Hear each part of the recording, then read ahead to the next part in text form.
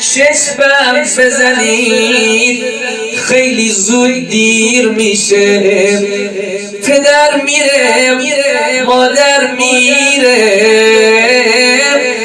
یه روزی از این دوتا گل خانه فقط خاطراتشون به جا میمونه. مجلس به یاد یه پدر مهربانی، به یاد شاد روان محمد حسین حسن زاده. خدا به دل عزیزانش صبر عنایت کنه.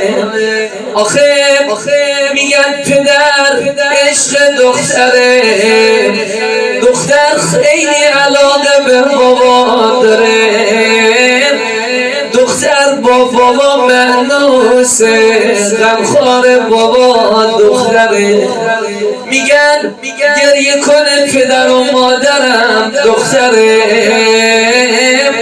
خدا به دل دام دیدتون صبر بده. آخه من نمیدونم الان چند ساله دیگه خانتون بی بابا بی وجود باباست. هر وقتی قدم به صحن و سرای خونه میگذاری یاد خاطرات بابا میافتی. چطور دلتون آرام